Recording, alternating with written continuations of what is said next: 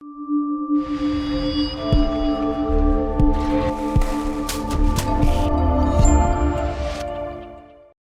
afternoon, and welcome to the Middle East Forum's weekly podcast series, Israel Insider. My name is Anaf Kalam, and I will be moderating today's discussion. We're pleased to be joined by Ashley Perry, advisor to the Middle East Forum's Israel office, joining us to give us a brief update on the top events going on in Israel this week. Mr. Perry will speak for 15 minutes, followed by 15 minutes of Q&A from the audience. If you would like to ask a question, please feel free to use the Q&A box located at the bottom of your screen to type your question. And with that, I will turn the discussion over to Mr. Ashley Perry. Thank you very much, Achnaf, and good evening from Israel. Sometimes, as I've said in the past, I write a topic on Thursday, Friday morning, and it becomes less relevant. The question may already have been answered, and we have to think of something else to talk about. This week, it was very much a question of what's going to come first. It seemed two things are on the government and the decision makers' plate. It's whether to go into Rafah, the last largely populated area where most of the internally displaced Gazans have gone to in the south of the Strip, abutting the Egyptian border, and whether to go for a hostage deal, whether the two things can happen simultaneously or not. I've heard from many people for many months, even leading up to the first hostage deal, that the army doesn't want to go into a major operation and then have to stop within a couple of days because a hostage deal is there. So they seem to have given this round of hostage deals quite a lot of time, months. There seems to be a sort of dance around Rafah. Go in, not go in, start training, not training, call up reserves, let them go. And it seems that there was, over the last couple of weeks, this feeling that straight after Pesach, the operation would start. They've already started building tents in other areas to house some of those internally displaced. And a lot of reservists were called up for training with the understanding that they'll go into Rafah. Now, amazingly, at the last minute, it seems that some are being told that they have a few more days. So it really seems that this green light that really seemed absolute to beam the brightest over the last few months is suddenly not beaming so bright. That Rafah again seems to be a bit of an amber light. We're not quite sure if and when it's going to happen. I believe it will happen. It's just a matter of what comes next and what happens in the coming days. This seems to be causing a lot of consternation in the hierarchy of the IDF, as you can imagine. They've been preparing for Rafah for many months. They put the strategy and the operation on the table months ago, waiting for a green light, which they have yet to receive, or they may have received in the last couple of weeks. But it seems to come to a head today. The IDF Chief of Staff, Herzi Halevi, asked for an urgent meeting with the Prime Minister over the last couple of days, basically saying, we can't, reading between the lines, we can't go on this way. We need to sit down to create a strategic roadmap of where we go from here, because it just, we're training our soldiers, we're telling them that we're doing this, and then they're coming out, and then we're telling them that we're fighting to victory, to the end, and then 90% of the forces leave the Strip for weeks at a time. And as one can imagine, an army cannot work that way. It harms motivation, it harms operational capabilities, and it gives the enemy time to reinforce itself, especially in a war which was going extremely well. 20 of the 24 Hamas battalions had already been destroyed or severely depleted, so the war was going very well. But since the first hostage deal, really the foot was taken off the gas, and it seems that the upper echelons of the IDF really want to sit down with the Prime Minister and really work out what the timetable is, not just for Rafah, the hostages, taking into account the diplomatic challenges, and then the north. And that's really, really important. But at the moment, the Prime Minister seems to have not got back to Herzi Halevi. So we'll see what happens that. As we know, a lot of the noise this week has been around the possible, because we don't know for certain yet and they haven't been issued, the ICC arrest warrants against Prime Minister Netanyahu, Defense Minister Gallant, and IDF Chief of Staff Halevi. It does seem again that they may be successful in combating them, or at least putting them off, or at least delegitimizing them. It seems the Americans came very late to the game. Perhaps they were caught unaware. Perhaps they wanted to send a message to Israel. It does now seem that there are around a dozen countries which are trying to put as much pressure on the ICC not to place these arrest warrants, making all sorts of claims that it will harm hostage deal, or harm ceasefire, or harm, or embolden anti-Semitism. Israel and its allies are using every diplomatic maneuver possible, but it may well be too late. Just as we saw with the American threat to place sanctions on the Netzach Yehuda IDF unit, which again didn't come to pass. I'm not saying it will never come to pass, but certainly seems to be put on hold for now. There seems to be another area perhaps where the American administration is trying to put pressure and then having to walk it back when they realize that perhaps it's a step too far. Going back to the hostages, the latest deal on the table, which the Israelis have agreed to, really goes quite far. And at the moment, they're waiting for the Hamas response. Hamas said it's studying the plan and will have a response relatively immediately, but it did say that also yesterday, so no one is counting down the minutes. What basically it seems to indicate, and this is what sources are talking about, is that Hamas will release at least, but they give a very specific number, 33 civilians and sick hostages, those in need of, I guess, of medication. They'll release 3 every 3 days.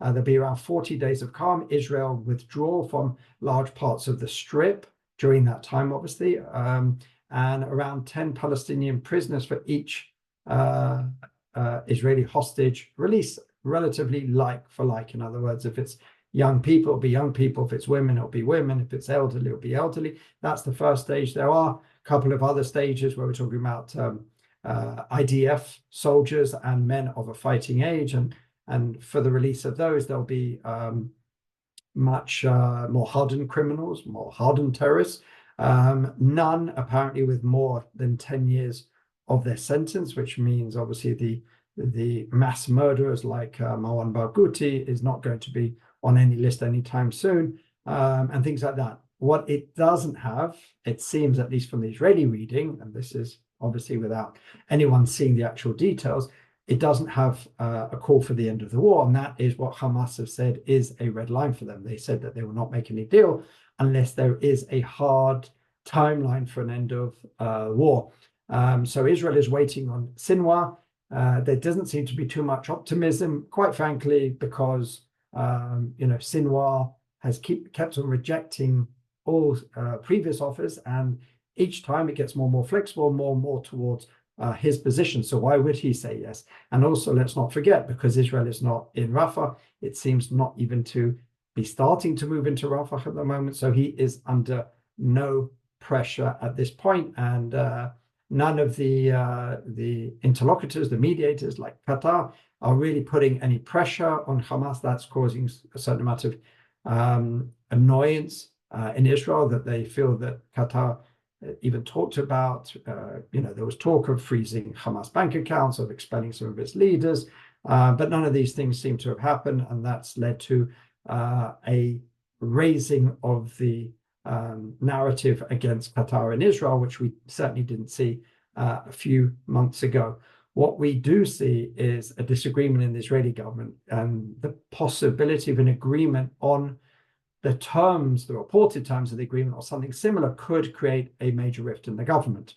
You have, on the one hand, you have Finance Minister Bezalel Smotrich, who said that any government which accepts terms like these, which he calls defeatist, has no right to exist. Then you have Hili Troper, who is a minister, who is part of Benny Gantz's party, who said that any government which doesn't put forward or doesn't accept terms like this also has no right to exist. Notice the language. They didn't say that they'll leave the government. They just said that that it's a very, very bad deal. But again, my assessment is that no one will leave the government yet. Again, considering there's been no agreement on the Hamas side. But the question is, how long does Israel wait? Because each time they give Hamas time to have an answer, it puts everything off. At what point does Israel say, okay, we've offered as much as we can, and then we just go into Rafah? A lot of people are saying this should be the red line, but we'll have to wait and see. There was a feeling that previous offers would also be a red line. What is interesting is the Americans are very much standing with Israel on this and saying that the ball is very much in Hamas's court. Hamas are the only party which are standing in the way of a ceasefire. In other words, everybody else, the Israelis, the Egyptians, the Qataris, the Americans, everyone else involved is very much gone a long way to try and make this deal happen. And we've heard language from the Americans that we haven't heard in a long while, that it's really, the ball is completely humanitarian. Everything is really resting on Hamas's shoulders. As many of you know, Secretary of State Antony Blinken is in Israel today, and his message really has been, there's a few messages which he's brought. First of all, the message from the State Department, this was released in an official statement, or at least from the spokesperson, is that they still have not seen, from their view, a realistic plan to go into Rafah without causing too many civilian casualties. That is the message that they are bringing. They have not given a green light. In fact, there's even been talk of that's a red line. They really, really do not want Israel to go into Rafah. And there's been some very heated discussions that he had with, amongst others, Prime Minister Netanyahu, Defense Minister Gallant. He also met with the president. And the Israelis and the Americans really, really disagree on the operation in Rafah, and specifically what will happen to the civilian population. What Netanyahu has tried to stress again and again and again is that there can be no end to this war. Yes, there can be a cessation of hostilities for a period of time. Yes, there can be a lowering of tensions. Yes, there can be a pause, but Israel retains the right and will eventually have to defeat Hamas. That has been the line of Netanyahu from the beginning, and that is the line which he tried to describe to his American interlocutors. Another message which Secretary of State Blinken brought with him is that normalization with Saudi Arabia is really, it's on the cusp. He was in Riyadh, I believe, just before he came to Israel, and the Saudis allegedly, apparently, are trying to press for normalization now. And the question is, why would the Saudis want it now? They believe that they have a short window of opportunity to try and get the normalization deal over the line before there's elections, before we get into the heated campaign of elections, because they want really a bipartisan support for it. They believe that if former President Trump gets re-elected, then the Democrats will never support anything that he does, but they do believe that the Republicans will go along with it if a Democratic President Biden, supports normalizations now. So there is this talk that there is a narrow window of opportunity. The Saudis have been very strong on moving the Palestinian issue back to the front, that there should be some timetable or some definitive timetable towards a Palestinian state. There will almost certainly be no movement on that with this government. So it's hard to see exactly how that could come about, even though it does seem, according to polls at least, that the majority of the Israeli public supports such a thing. And with that, I'm happy to answer any questions. All right, very good. Well, thank you for that update, Ashley.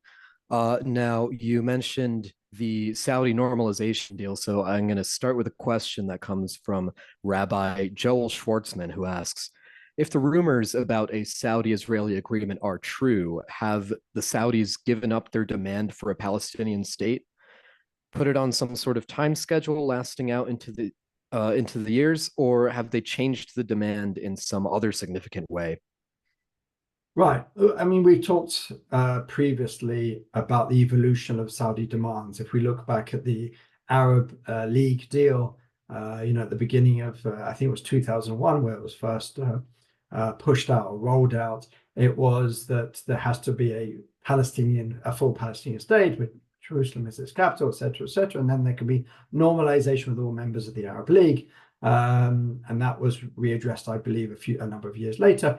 Over the years, the Saudi position, especially in the last couple of years since the Abraham Accords, has been, to try and push the Palestinian issue back, knowing that they shouldn't put normalization and a different sort of look on the region at the behest of the Palestinians. They shouldn't give them that much of a veto, which, the Saudis have no great love for the Palestinians. They know that Mahmoud Abbas has no ability, no will to make a deal with Israel. So should they put that on the back burner because of Mahmoud Abbas's recalcitrance? So the issue sort of fell off a little bit.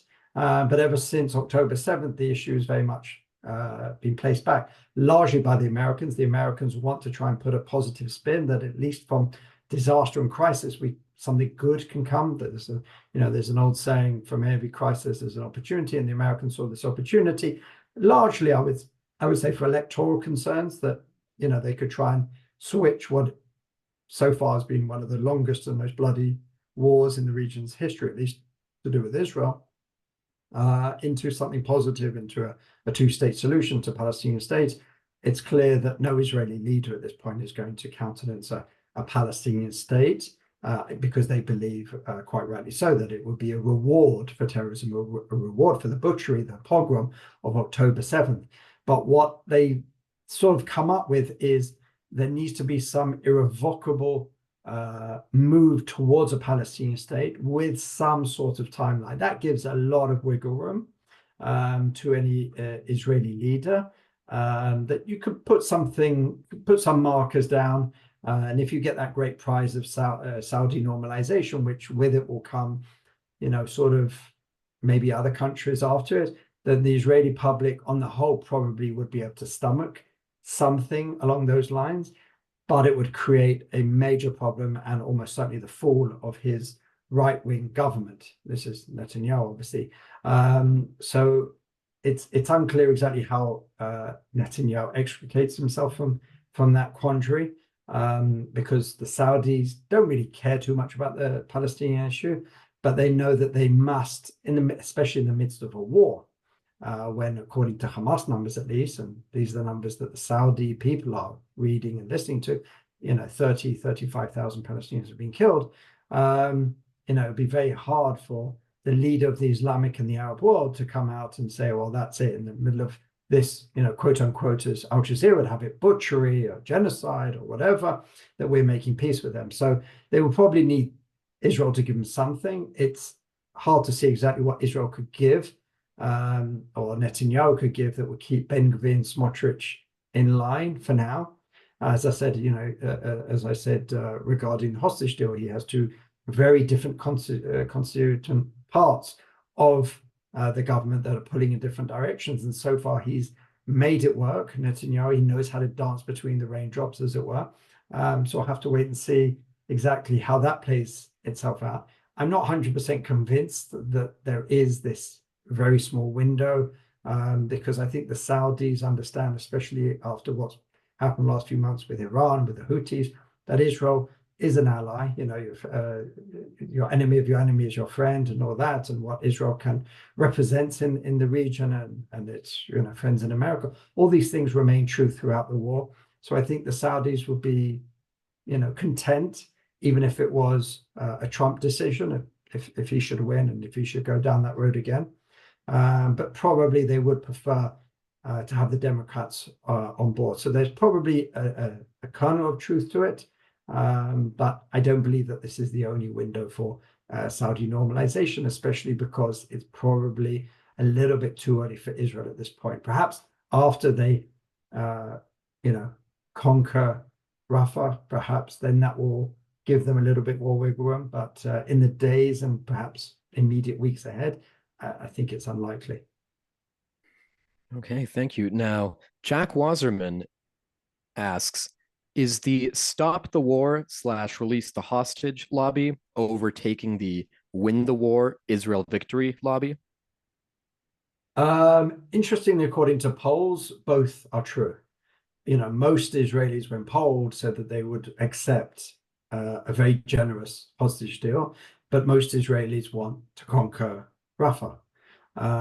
It's very easy in polls to say yes to this and then yes to. It's not necessarily one is the other. I haven't seen a poll which says if, you could either have scenario A where you make the very generous deal and maybe you can't conquer Rafah or you put it off for months, and another one where you go in immediately and the hostage deal is completely off the table. I haven't seen something like that. I've seen different polls with different questions. And again, pollsters, especially in Israel, want to create headlines and they want to get on the news or whatever. So that, I'm not saying they're not honest, but sometimes they'll answer, they'll show results which are more interesting for media consumption. But it probably is true if you ask the average Israeli, right wing or left wing, would you accept a very generous terms towards Hamas hostage deal just to get our people back? I think you would, because one thing that you want to call it hostage lobby or the family forum or whatever it is, has been very successful in ensuring that their story has not left the media, not the front page of the newspaper, not the top of the main news. Pictures everywhere. You can't go anywhere in Israel without seeing a picture of one of the hostages.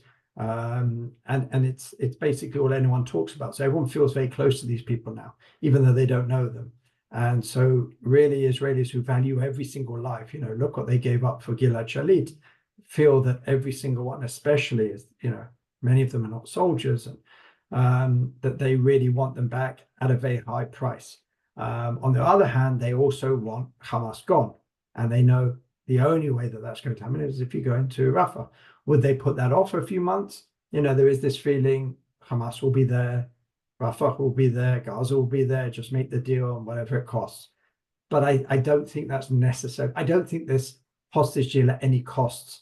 It may be a slogan by some, but I'm not sure really if you get down to the nitty gritty details, whether that will really be the most popular. If you said to them, okay, we'll release all the hostages, but that's it, Hamas can rebuild, can return, we're leaving, the end of the war, I'm not sure you'd get too many takers. I haven't seen that particular poll asked, but I think, as I said, both things can work alongside. Interestingly enough, we saw today, I think it was, for the first time, a forum of bereaved families, those who lost people on October 7th and subsequently, soldiers mainly, who basically are saying Rafah now. They are calling, they're saying the exact opposite of the hostage family forum.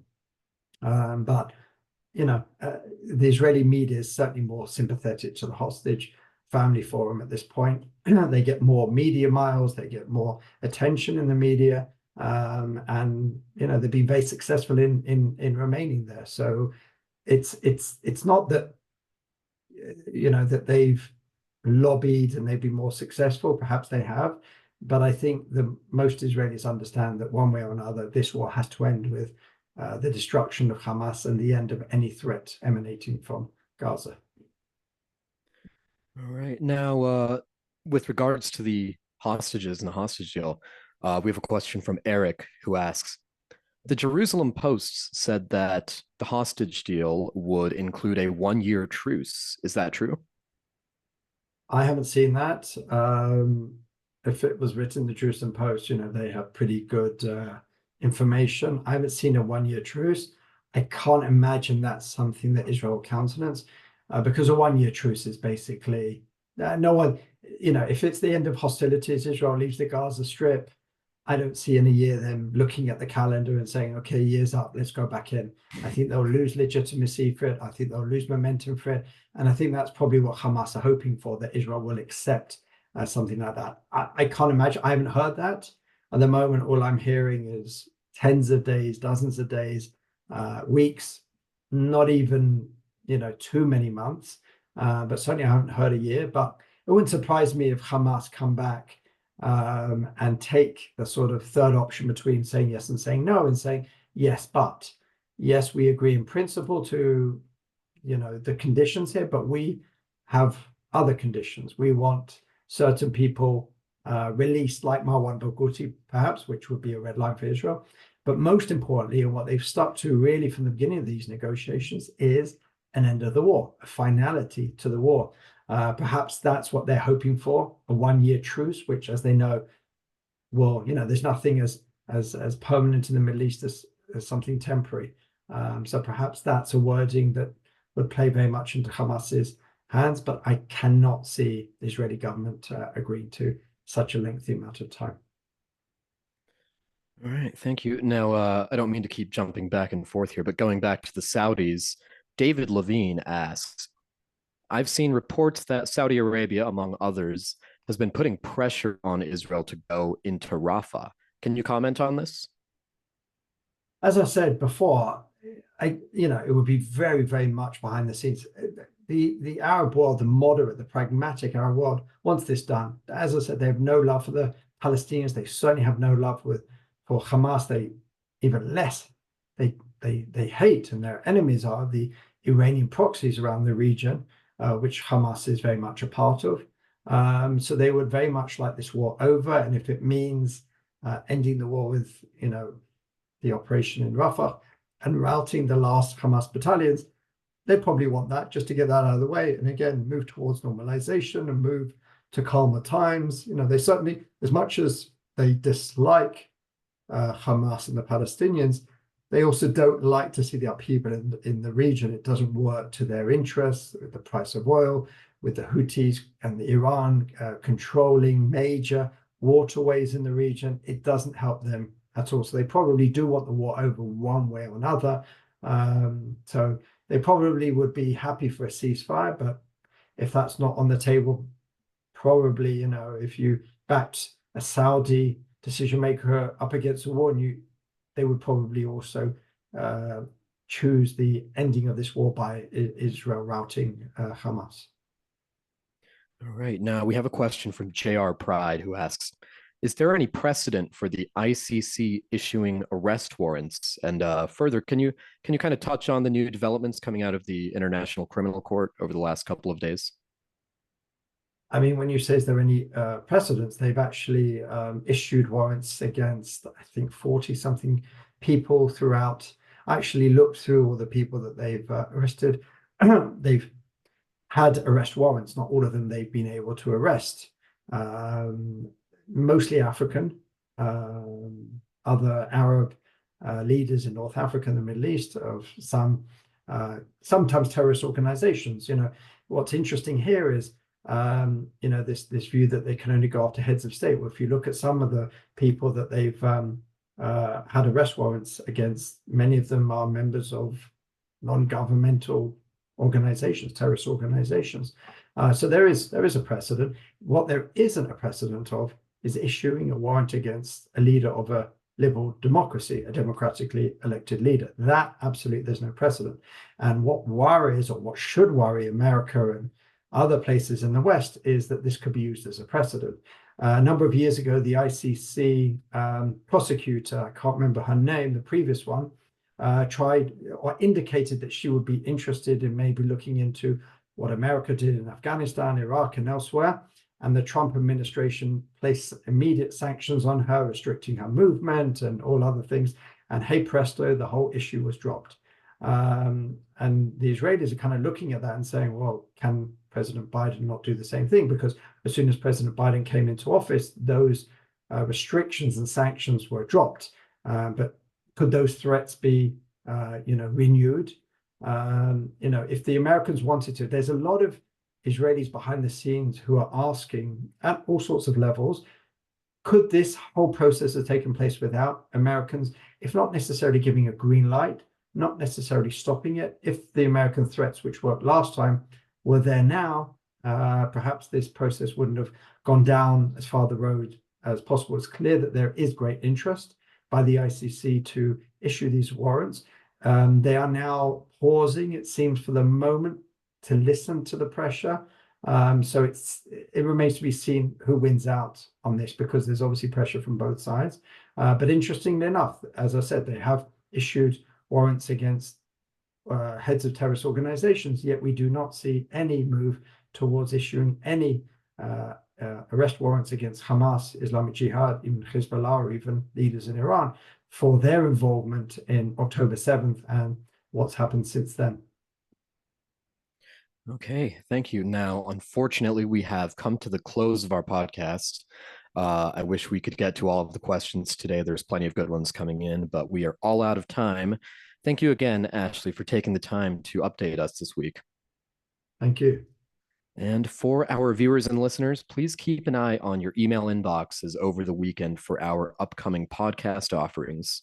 We thank you again for joining us, and I hope you all have a wonderful day. Thanks.